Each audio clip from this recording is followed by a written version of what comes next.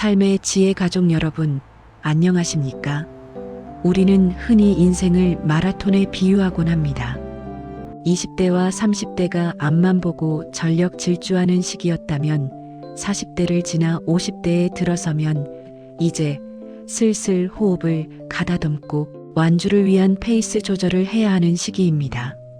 그런데 참 이상합니다. 평생을 가족을 위해, 회사를 위해 뼈 빠지게 일했는데 막상 50줄에 들어서니 통장은 비어가고 마음은 불안하기만 합니다. 내가 그동안 얼마나 열심히 살았는데 하며 억울한 마음이 들기도 하죠. 50대는 인생의 가장 큰 전환점입니다. 직장에서는 은퇴 압박이 들어오고 신체적으로는 여기저기 고장이 나기 시작합니다. 그런데 돈 들어갈 곳은 어떤가요? 위로는 연로하신 부모님을 부양해야 하고 아래로는 다 컸지만 아직 독립하지 못한 자녀들을 뒷바라지해야 합니다. 대한민국 50대를 일컬어 낀 세대, 샌드위치 세대라고 부르는 이유가 바로 여기에 있습니다. 문제는 이 시기에 한번 경제적으로 삐끗하면 다시 일어서기가 너무나 힘들다는 것입니다. 20대의 가난은 추억이 될 수 있고 30대의 실패는 경험이 될 수 있지만 50대의 빈곤은 노후의 재앙이 됩니다. 실제로 주변을 둘러보면 젊은 시절 꽤 잘 나갔던 사람들도 50대를 기점으로 급격하게 가난의 길로 들어서곤 합니다. 도대체 왜일까요? 운이 나빠서일까요? 아니면 시대가 변해서일까요? 전문가들은 말합니다.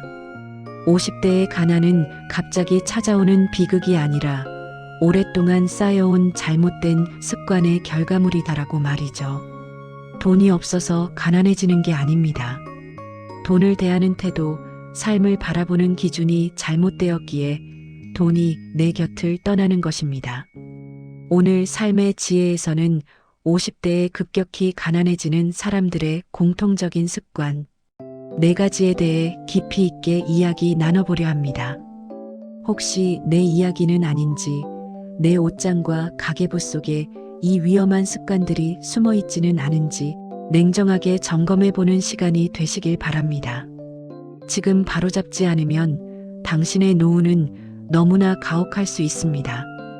50대에 가난해지는 사람들의 첫 번째 특징, 바로 관성의 법칙에 갇혀 있다는 것입니다. 수입은 썰물처럼 빠져나가기 시작했는데 소비 습관은 여전히 밀물대에 맞춰져 있습니다. 50대가 되면 직장인들은 임금 피크제에 걸리거나 은퇴 후 재취업을 하면서 소득이 줄어드는 경우가 많습니다. 자영업을 하시는 분들도 체력적인 한계나 경기 변동으로 예전만큼 수익을 올리기 쉽지 않죠. 냉정하게 말해서 우리 인생의 소득 그래프는 40대 후반에서 50대 초반에 정점을 찍고 내려오게 되어 있습니다. 그렇다면 당연히 씀씀이도 그에 맞춰주려야 합니다. 이것은 산수입니다. 더하기 빼기만 할 줄 알면 누구나 아는 이치죠. 하지만 사람의 마음이라는 게 참 간사합니다. 한번 올라간 생활 수준을 다시 끌어내리는 것만큼 고통스러운 일이 없습니다. 내가 왕년에 어떻게 살았는데, 부장 달고 있던 내가 믹스커피를 어떻게 마셔? 동창회 나가는데 이 정도 차는 끌어야지. 이놈의 체면, 그리고 과거의 영광이 발목을 잡습니다. 예전에는 아무렇지 않게 긁던 카드값이 이제는 부담으로 다가오지만 남들에게 나 요즘 힘들어서 돈 좀 아껴야 해라는 말을 하기가 죽기보다 싫은 겁니다. 그래서 줄어든 월급으로 예전과 똑같이 골프를 치러 다니고 철마다 옷을 사고 외식비를 지출합니다. 이것을 경제학 용어로 소비의 비가역성이라고 합니다. 소득이 줄어도 소비는 바로 줄어들지 않는 현상을 말하죠. 하지만 50대에게 이 현상은 치명적인 독입니다. 매달 50만 원, 100만 원씩 적자가 나기 시작하면 처음에는 예금에 둔 돈을 까먹습니다. 그러다 꽃감 빼먹듯 다 빼먹고 나면 결국 마이너스 통장에 손을 대고 나중에는 퇴직금까지 미리 당겨 쓰게 됩니다. 여러분, 품위는 돈을 쓴다고 지켜지는 게 아닙니다. 진정한 중년의 품위는 통장의 잔고에서 나옵니다. 당장 겉모습은 화려할지 몰라도 카드값 갚을 걱정에 밤잠을 설친다면 그게 무슨 품위 있는 삶입니까? 지금 당장 가계부를 펴보십시오.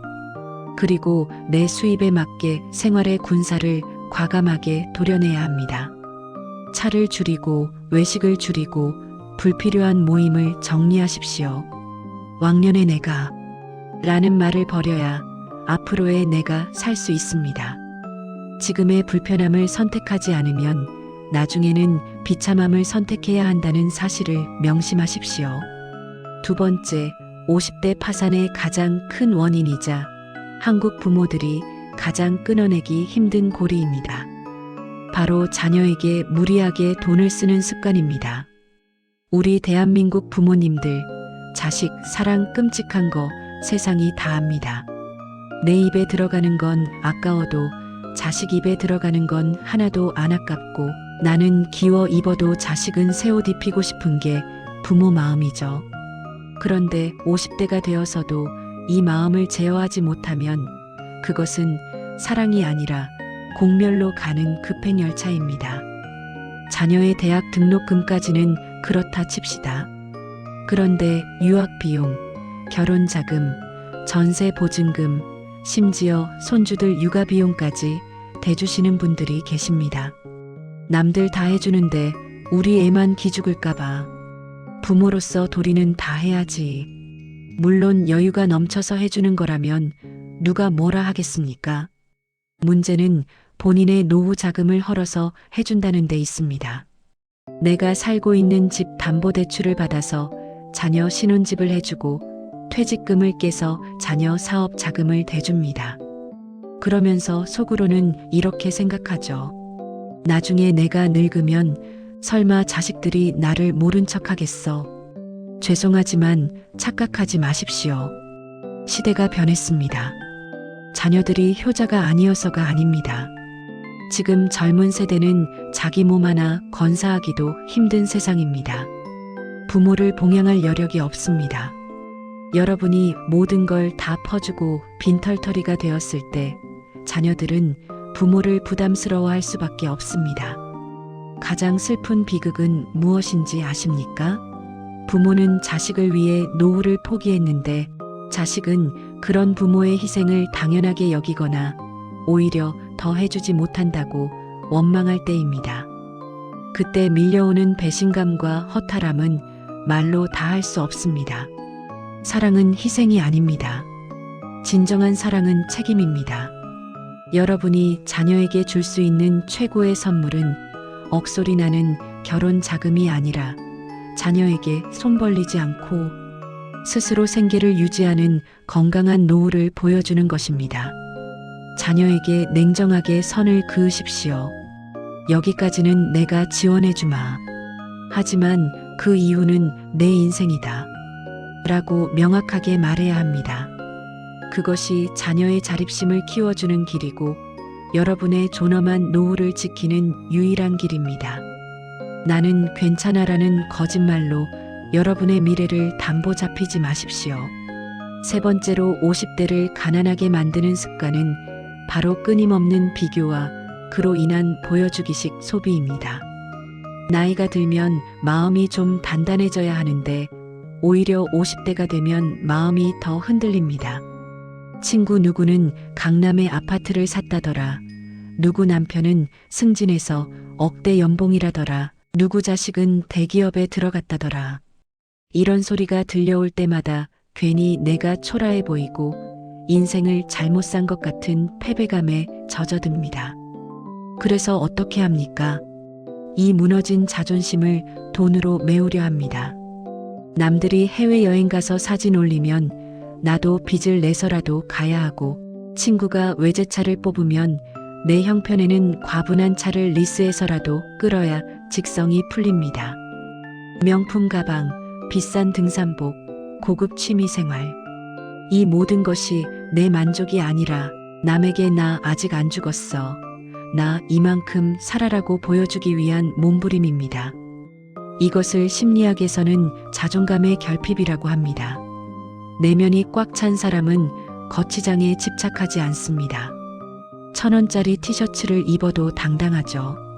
하지만 내면이 허한 사람은 자꾸만 비싼 껍데기를 뒤집어 쓰려 합니다. 하지만 여러분, 남들은 여러분에게 생각보다 관심이 없습니다. 여러분이 무리해서 산 명품 가방을 보며 와, 부럽다라고 말하는 건 딱 3초입니다. 그 3초의 쾌감을 위해 한 달, 2달, 아니 1년의 피 같은 돈을 낭비하고 계신 건 아닌가요? 비교는 지출을 부릅니다. 그리고 그 지출은 고스란히 빚으로 남습니다. 친구들과 어울리기 위해 수준에 맞지 않는 소비를 하고 있다면 과감하게 그 관계를 정리하십시오.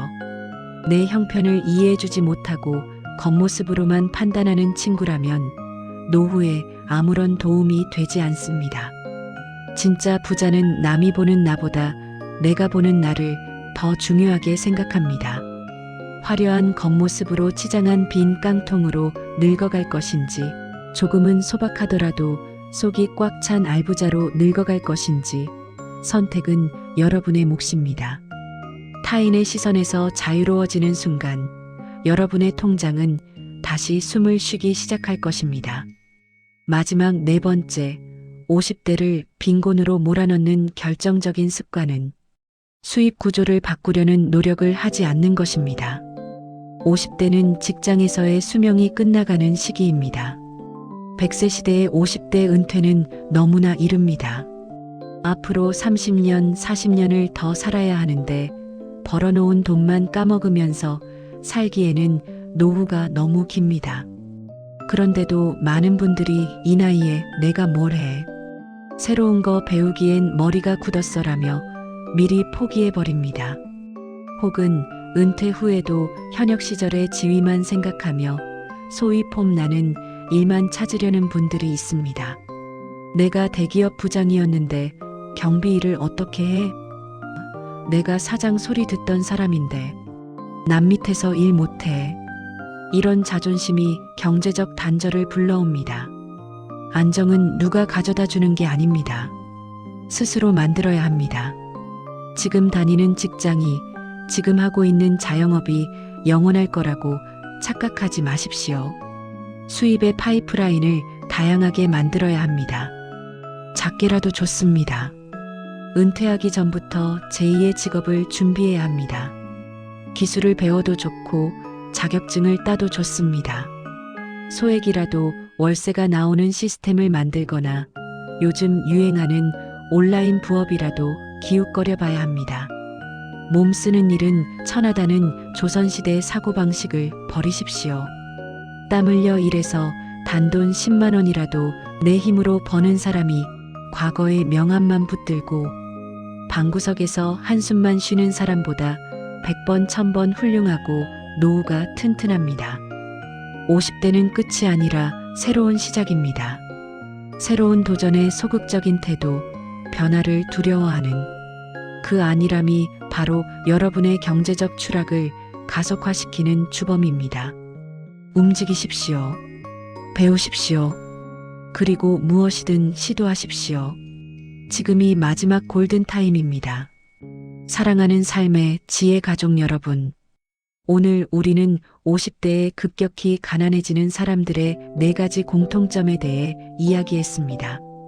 첫째, 줄어든 수입을 무시하고 과거의 소비 습관을 고수하는 것. 둘째, 노후 자금까지 털어 자녀에게 퍼주는 것. 셋째, 남과의 비교 때문에 거치장에 돈을 쓰는 것. 넷째, 체면 때문에 새로운 수입 활동을 주저하는 것. 이 이야기들이 뼈아프게 들리셨다면 아직 희망이 있습니다.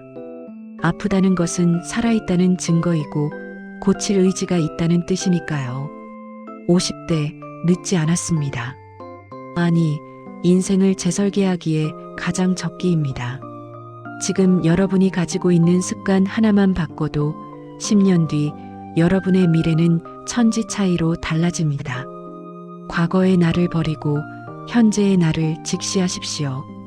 불필요한 지출을 막고 자녀와의 경제적 거리를 두고 타인의 시선이 아닌 나만의 행복 기준을 세우고 작은 일이라도 다시 시작할 용기를 내십시오. 노후 빈곤은 운명이 아니라 선택입니다. 오늘 이 영상이 여러분의 남은 인생을 풍요롭고 단단하게 만드는 작은 불씨가 되었기를 진심으로 바랍니다. 여러분은 그동안 치열하게 살아오신 것만으로도 충분히 존경받을 자격이 있습니다. 이제는 그 누구보다 여러분 자신을 위해 사십시오. 그것이 진정한 삶의 지혜입니다. 오늘 영상이 마음에 와닿으셨다면 구독과 좋아요 부탁드리며 여러분의 다짐을 댓글로 남겨주세요. 감사합니다. 오늘도 지혜로운 하루 보내십시오.